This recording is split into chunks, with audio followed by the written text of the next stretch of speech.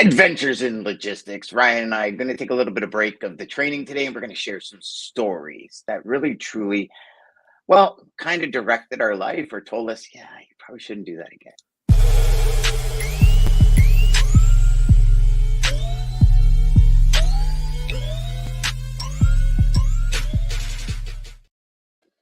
All right, so Ryan, I figured, you know what, we're leading up to U.S. Thanksgiving, right? Where people are starting to wind down the year, if you will. So I figured, we'd kind of have some fun today instead of like a serious training day and like everybody report back what happened and all this kind of stuff. So um, my first story for this is if you have a very, very, very important meeting, um, be very cautious about what you're doing prior to the meeting. And some of you might say, well, Dan, that's kind of, normal, but here's what I mean by that.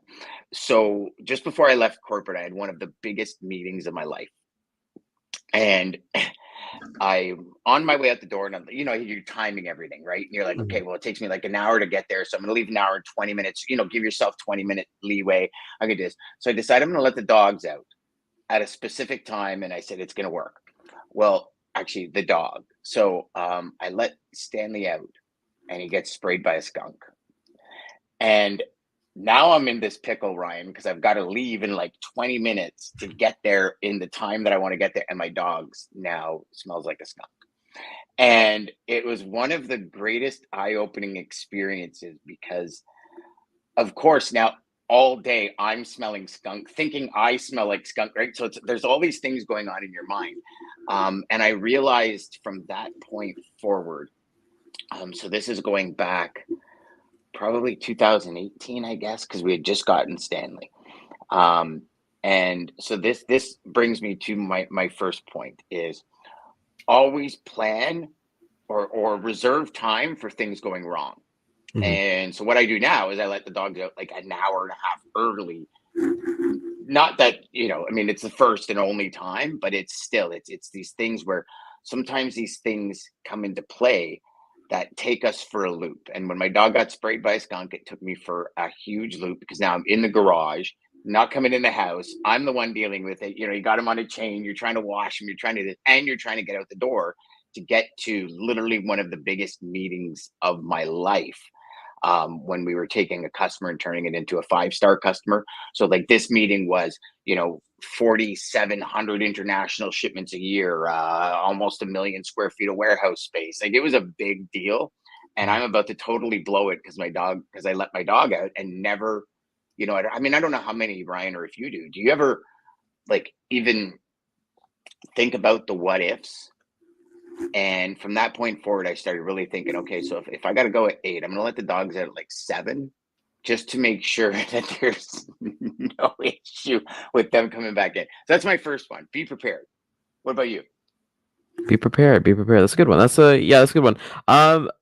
Let's see. Like, kind of put me on the spot here. So let's just talk a little bit about that too. In terms of like what if, I don't know, I'm pretty structured in terms of like if I gotta go to a meeting and stuff like that. So like you said, with like 7 a.m., like let them go out. If you got to be at a meeting for 8 o'clock, let them out at 7. They've got their daily routine. I actually plan my meetings around my own schedule, if that makes sense. So Oh, if makes it's sense. like I know what I'm gonna be doing, like I wake up at like 5 o'clock and have meetings. I kind of done that. And one thing, it's funny that you bring that up because I thought last week, because my calendar has been crazy with like bookings and stuff like that, whether it be for the show, whether it be for other stuff that I'm doing, and then things like that. So I've actually moved all my meetings, that especially for brand new meetings, stuff like that, just to Tuesdays and Thursdays from 1 to 4 p.m. So Yes. I've given myself that structure of like, not everybody can have access to me anymore. And if you really want access to me, you're gonna have to book like one of those days, like from Tuesdays and Thursdays. In terms of, let's see, my let's go with first. So my first time, let's go with this one. My first commission paycheck. That was pretty funny. So that's when I realized that I hate the government and I hate taxes. But anyways, so a little mindset for everybody. A little preface by here is that the place that I worked at first, they were basically you make minimum wage until you hit like a certain threshold. So the threshold was that you have to do 5 grand in GP, and that was the threshold to start making commissions. And I like, even up until this point, and I hate to say this, but like this company, I'm an agent, it's different now, but this company was pretty cool in terms of how they did base plus commission. So they'd always pay your base 1 week, and then the next week, Dan, would always be your commission, and your commission was always like in for like 2 weeks. So basically, you were getting paid 3 months, 3 times a month, right? So you get your base pay for the 2 weeks, then your commission, and then you get your base pay the next 2 weeks, right? So what I That's really actually a pretty interesting structure. it Yeah. was amazing, man. So that's why when I went to other places, I'm like, wait a minute, we gotta wait like 2-3 months for this. Like, I'll be an agent, I get paid for what I do that previous month, right? But anyways, so it was kind of cool because like my boss pulled me into his office, and it was a whole thing, right? He's like, okay, Ryan, we finally you finally did it, and here we are, and here's the form and all that stuff, and then he told me what my commission was gonna be, and mind you, I was at 5 grand GP already, so I didn't know. I was obviously like counting like the paychecks. I'm like, okay, cool. Like me and my ex, we're gonna go ball out. I'm gonna look into some new things, and it's just a progression of life. And then when he gave me that first check, and then the commissions with taxes on there, I'm like, the first thing I texted my ex girlfriend was like, so the keg maybe not, but Yeah, we're not balling as much as we thought. yeah, McDonald's, we got that 2 can dine for $9.99. So that was a pretty funny story to understand that, taxes and how everything worked, because up until that point, I never worked in a role where I got commissions. It was always going to be a salary, so I was kind of knew what to expect and what to budget and all that things. But I did that for what I think 8 months, and that was so much fun, man. Like getting paid like almost every single week, right? Because you got your 2 weeks and things like that. But yeah, my first story of getting my first commission check, it's always going to be actually it's like if I turn my camera, it's actually on my a lot of things that I like are my first. I always kind of like frame it and stuff like that. Yeah, Hence, even my sweet. first non-compete threatening letter that I got. But I'm not Oh, gonna get into that. But that the is on the wall as non-compete well. threatening letter. Yes. So Yes, yeah, that's a story for another day. But yes, that's a good one to laminate and hang. I laminate and hung my first letter where I got fired. there we go. I Yeah. actually was on my way into the company because it was my birthday, and I was like, "Oh my god, they're gonna do a cake for me." I was telling my wife, "Oh my god, they're gonna do a cake for me. They're gonna do a cake for me." They called me into the office on my birthday. I go, "I know, I'd like it's a cake." I walked in and they hand me walking papers, and it's on my birthday. And I'm like, and the guy goes, "You got anything to say?" I go, "I thought you were gonna get me a cake." He goes, "What do you mean?" I go, "It's my birthday." He's like, "Oh," and I'm like, Someone didn't clear this with HR. "No, no, no, no, no." So that's hilarious. So for me, the second lesson I learned very early on in my career, within the first 5 years. Always double check where you're going to make sure you have all the credentials to do what you need to do. Mhm. And some people are probably like, that's pretty cryptic. So here's the story. I'm 19 years old. I'm on my way to Jersey to meet a customer. I have a hotel booked. Like we had a person at the company that would like schedule all this stuff. Had a car booked and everything. So I have meetings plans with my customer. Plus, I have meetings with like a few other customers in that area. Land at the airport. Land in Newark. Go to the car rental agency. Hand them my thing. They look at me. They go, "You can't rent a car." I go, "Why?" They go, "You're not 21." I'm like, "What?" They go, "Yeah, in the U.S., you got to be 21 to rent a car. You're 19 years old. You're not eligible." And I went, "Oh." So I ended up calling my customer, and he comes to pick me up at the airport, and he ended up driving me around for like 4 days because I didn't have a car and I couldn't get to my meetings. And Bobby and I are still great friends today because of it. It actually was a so I get in the car and he goes, "Okay, so let me understand this." He goes, "You effing child. I got to drive your ass around for 4 days because you're not old enough to rent a car." I'm like, "No." He goes, "Fuck that, borrow my car." I'm like, "Sure, if I can." So then he did a little research and he realized like if I got in an accident, he's not covered. He's like, "You're not touching my car." So my customer actually ended up driving me around for 4 days because I had no idea how old you had to. I figured I can rent a car in Canada. Why can't I rent a car in the U.S.? So, for any of you that are younger traveling, just make sure you're old enough to do what you need to do, because he still bugs me about it today. And you know what? It ended out being okay. Like, it ended up being awesome. But you think, right? You land in Jersey, your flight's not for 4 or 5 days. Like, everything's 45 minutes an hour away. It's like, what do you mean I have no car? Now, you know what I mean? So you think of the logistics that would have had to have happened over the next 4 days. Like, at that point, they didn't have Uber. There was no Ubers. It was like literally taxi cabs. And yeah, so I was pretty thrown back. And then the next time I went to Jersey, we my VP and I go to Jersey. So I've covered the car rental thing. Didn't learn the full lesson, but I covered the car rental thing. We land. He's like, "Okay, where's the hotel?" I'm like, "What do you mean? Didn't you book the hotel?" He's like, "Why would I book the hotel? I'm coming on a sales trip with you." And I'm like, "Oh." So now we are searching, Ryan, to find a hotel everywhere. And there just happens to be like 4 conventions in town. There's no hotels anywhere. We literally find a motel in the middle of the ghetto in Jersey.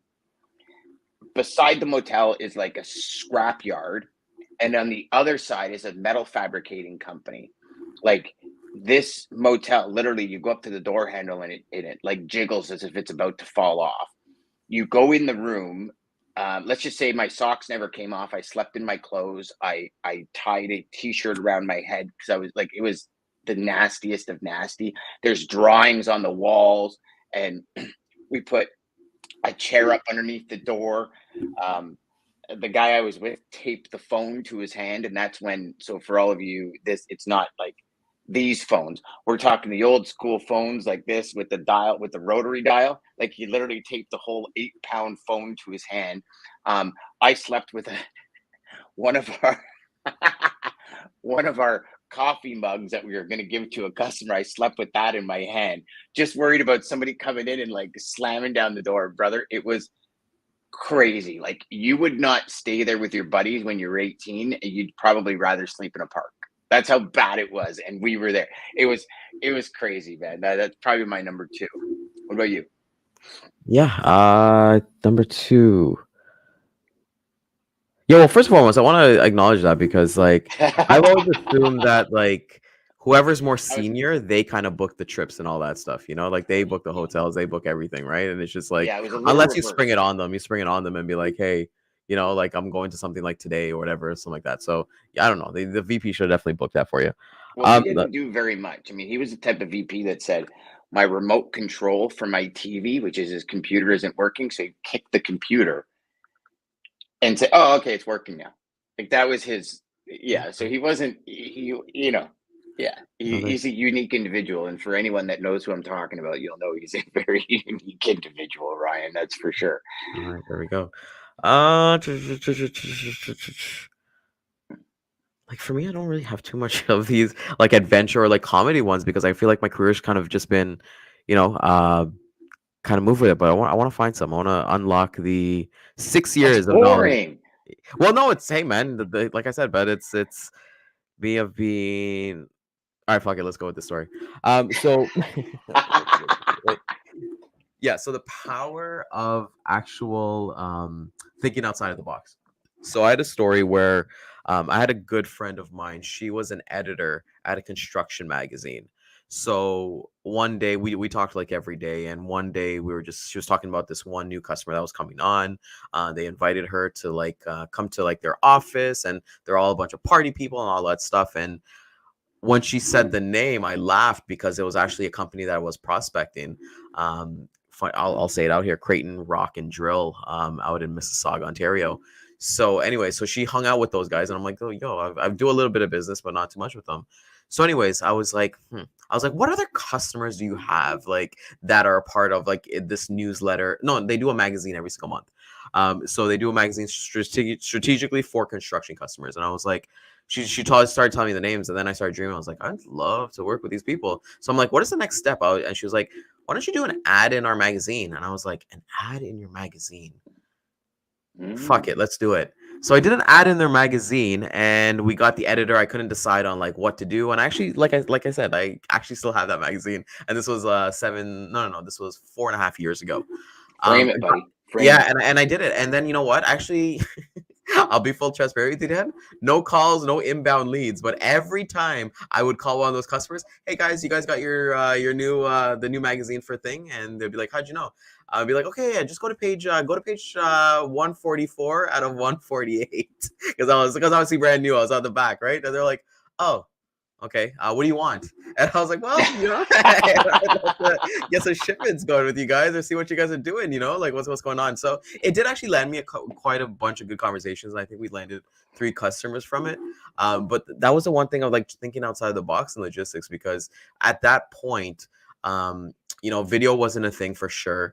It was the old school way, like phone calls, emails, going to meet clients was a big one, and things like that. But yeah, it was just like, for me, it was like, okay, let me think outside the box. Let me try something completely brand new. And it's helped me. It's helped me a lot. So everybody who's kind of watching out there, you just never know. I've seen some SaaS guys, they'll send like a box of donuts with like a one half-eaten donut left. And it was just like, hey, this box could have been full if you answered my phone call, and then the next week when they did Oh. answer it, or somebody would be like, a crumpled up business card or a crumpled up resume, and send that to them and be like, hey, this is probably what you want to do anyways, right? And just things to kind of like challenge it and have a little bit of fun, right? So yeah, for everybody out there, yeah, think outside the box, because you just never know what the ROI can be. I love that. So when I was doing a lot of driving into industrial areas and just going from company to company to company, um, I got my printer buddy of mine to make me business cards that were like this big, to make me business cards that were 3 feet by 2 feet, and to make me business cards that were literally smaller than this. And I had all 3 sizes, Ryan. And so these massive 3 foot ones were in my back seat. And it was like, I don't know, I think it was like 12 mil stock. So it's almost like that thick piece of cardboard. And Yeah. he laminated them and everything. Like they looked just like a business card, just like on steroids, oversized. And I used to walk into these industrial areas and just walk right in and say, who might the traffic manager be here? And they're like, well, who's speaking? I go, well, it's, Dan from this company. And they're like, well, he's not around. Can you leave me a card? And so I would leave like a card like this, and you'd literally need a magnifying glass to see it. I'd hand them the card, and, and the people behind the desk would look at me and they'd be like, "What?" Like, and I'm like, "Yeah, yeah, yeah." I go, if we do business, I can afford to give them a bigger card, and they'd start laughing, right? And that was kind of like the joke. And then a couple of times they're like, "Do you have a business card?" I said, "Yeah, okay, I'll be right back." And the first time I brought in this like 3 by 2 or 4 by 3, it was huge card, and I bring it in and I put it on the floor, and the woman goes, "Oh, we got to get Frank up here because he's going to love this." And Frank was the traffic manager. So she actually called and said, "Listen, there's a dude here. I told him to leave a car, but you got to see this." So he comes out and I hand him this. It was almost like those clearinghouse checks, when they're standing in front of their door and they got the big check from like the 649. And Frank started laughing. And it ended up being like a wicked client of mine because of it. So like that whole think outside the box, it goes to a whole new levels. I mean, I remember at one point, I don't know if you remember this, but they were like almost like CDs, but they were about this big and they were business cards. Hmm. And somebody would actually have to put it in their computer. And we thought, oh, this is super cool. People are going to love it. It's just like 9 extra steps to get your business information. It was totally useless in the end, but it was a super cool thing. So it was like a disc that was like maybe this big. And it was like half the size of a CD, and it was your business card. And literally, I would carry stacks of them around, Ryan, and just hand them out. And I'm sure 99.9% of them went in the trash, because who wants to put something in their computer to then turn around, upload it onto the screen to get my contact details, right? The other guy that just had his card on the end of the table, or the pad with the thing on it, with the number on it, would be way better. But I remember that in thinking outside the box, and it was actually my buddy Brent who gave me that idea, because I was like, I want something different Yeah. as a business card. He goes, well, then do this. And then he goes, like, I make really small ones. So like people are literally doing this to look at it. He goes, and then at least they'll remember you. And so that was actually, I had a lot of fun walking into companies, because it was always like, how are they going to respond to the one that I give? Like, and even when I would give ones this big, Hmm. right? Which is like 8.5 by 14. It's like legal size, kind of like a legal size paper. That was fun too, because it would always be like a what the hell? Like you're pulling this massive thing out of your bag and you're handing it. It was super cool, man. Yeah, super cool. I loved it. I loved it. That's one thing about the ability to walk into places. I mean, I remember going into Ohio, and my VP and I were in, and this company was a solar blanket company for pools.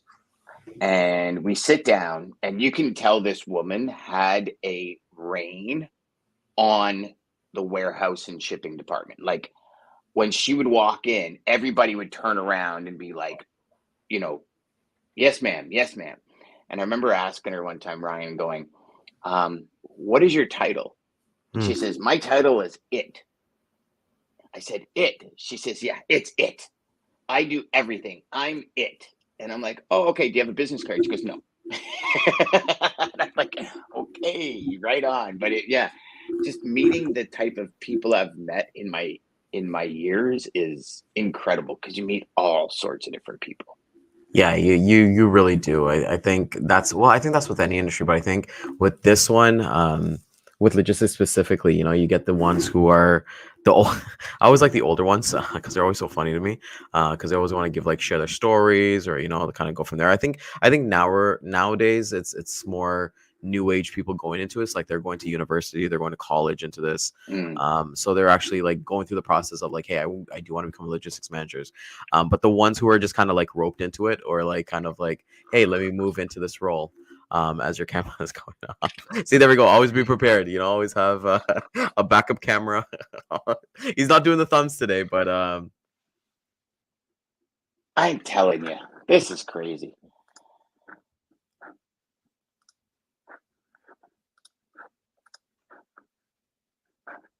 You know, oh, that's why. All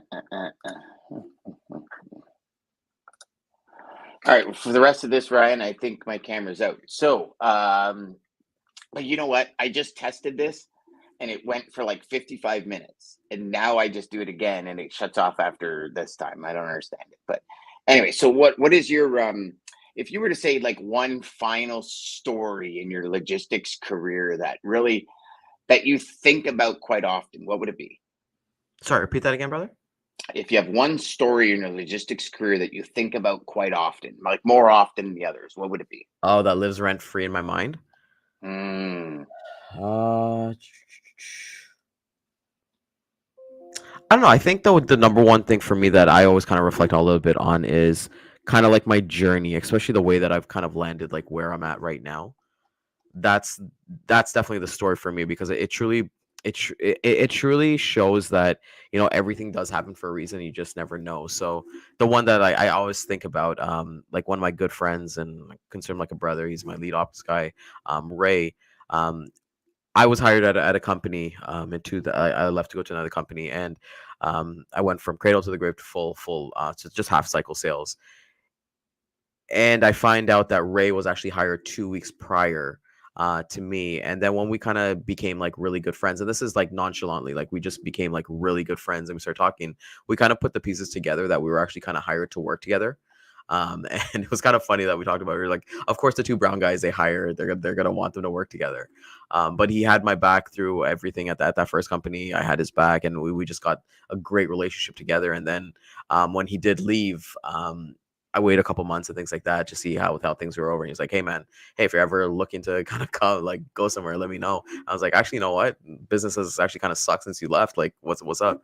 And then um, when I went to go meet the owner of the company, have a meeting with them and get to know the company and stuff like that, I found out that day specifically at the current company I worked at, they fired two people, two sales reps. And why that is important is that office alone had only four total sales reps. So literally 50% of your staff is gone while I'm taking an interview for another company. So I'm already gone. And just kind of seeing that trajectory of it, and I think like Ray and I, he's a branch manager at the company that I work with now. And just kind of like the conversation, something like honestly, sometimes when we go out for beers or go out for drinks and we just kind of just reflect on the whole journey of like, fuck man, you and I like became like really close like 5 years ago. And look where we're at and like things that we're doing. And I think next year I'm fucking excited to kind of see what we kind of happen, because we'll be doing a lot more freight, a lot more free shipments, and things like that. So that's the one store I think that lives rent free. It's just like nothing happens by chance, you know. So and just like with Ray and the people that we met and things like that, it's just wild. That's a good one, brother. For me, it would be so the first time I saw my freight in a store. So and I'm sure we've talked about this about the Yeah, did you graphic call them, by the paper. way? You're supposed to call your first Yes, customer. I I called. did. Yes, I Yeah. did. Yes, I did. And I'll tell you about that on Thursday, I think, when I called two of them actually. So, Mhm. and actually it was one of the best things I could have done. But so um and I remember getting back to the office and telling a colleague of mine at that point, this guy was like heavy. He was one of the first guys I ever saw to make $1 million a year GP. Um, and so I was telling him, I was like, you know what, this is crazy, man. Like I walked in the store and they did it and they were there. And I was so excited. He goes, dude, do you want to see something that'll blow your mind? And I said, yeah. He goes, all right, come with me. So he worked with Bombardier at that point. So we go up to Mirabel. This is when I was still in Saint Laurent, so in Quebec. So we go up to Mirabel, where Bell Helicopter Textron is, Mhm. and we come into this airport, and there's an Antonov sitting on the runway. And Ryan, you think you've seen big planes before until you've seen an Antonov. This plane was like a floating city. It was like the friggin' Avengers ship that you know what I mean. And I was staring at this thing and my jaw was dropping. He goes, you want to see something even cooler? He goes, you deal with Bell Helicopter, right? So at that point, I was working with Bell Helicopter Textron. And I said, yeah. He says, okay, so check this out. And so we get in this little like, best thing I could describe it is kind of like a go-kart thing. And we go around and they're actually around the plane. So we're coming in from the back end of the plane and the nose is up in the air and they're loading helicopters into this plane. And Ryan, you could see it on YouTube, you could see it, but when you're standing there in person, and this is probably this time, and when I was in New York on a private yacht in front of the Statue of Liberty on the Hudson, are probably the only two times prior to smartphones where I wish I would have had a smartphone because I didn't document it. And I wish, I would go back right now, go back to that point and wish I could have taken pictures because that would have been super cool. Like me standing in front of an Antonov while they're loading a plane as a picture on your wall, like just those kind of really cool moments. So for me, it was that realization that there's always a higher level in logistics to see something cooler. And like watching these helicopters being loaded and then getting put on rollers and getting rolled across the Antonov and like being able to stack two helicopters deep in this plane. I'm like, how on God's green earth does this thing get off the ground? And then not only that, speaking to some of the guys on scene, I'm like, so the guy goes, I go, so why are the engines running? So the engines were still running. And the guy says, well, it costs 10 grand to start the engines. It's cheaper to keep the engines running. And I'm like, really? Like, yeah. And so, I mean, I don't know how accurate that information is, but it was just like standing in the middle of this. It's almost like the Mirabel Airport. It's almost like a cornfield with a couple of runway strips in it, right? It's nothing like Pearson or anything like that. And standing there, Ryan, watching this monstrosity of a plane and then standing back inside the building while the thing took off and looking at it and just going, there is no way in hell this thing is getting off the ground. Like its wings flap. Like it's so big. You know how like rigid usual airplane wings are. Like the Antonov wings look like they were flapping when the thing is going down the runway. I'm like, this thing is not gonna fly. And one of the coolest experiences of my life was standing there listening to this plane. Like we were literally a couple of 100 feet from the thing taking off. Like the sound is astronomical. The size of this thing is astronomical. And those two things really hooked me into this industry for life. That is such a crazy story. And even like visually, like even when you're saying it, it's probably not even as close to even imagining what it actually is, right? So that's Oh amazing. no. Yeah, it's pretty Like cool, buddy. insane, Ryan. Insane. Like, and the thing is, you can go on YouTube, and I've done it many times, gone on YouTube and said, "Oh yeah, I did it," and it's like you're looking at, you're like, "Yeah, just doesn't do it justice." It's like going up the CN Tower or standing on the edge of it looking down. Two completely different experiences, right? Yeah, that is wild. Yeah, yeah, it's completely wild. Yeah. It just makes you appreciate like everything that's out there, you know, like the concrete Yes. jungle, all that fun stuff from there. So, Yes. yeah, you got me thinking, man. Like you mentioned at the beginning, man, I'm hungry for turkey now. Turkey days in what, 10 days now? So 10 days, buddy. 10 days, brother. 10 All right. days. Rock and roll.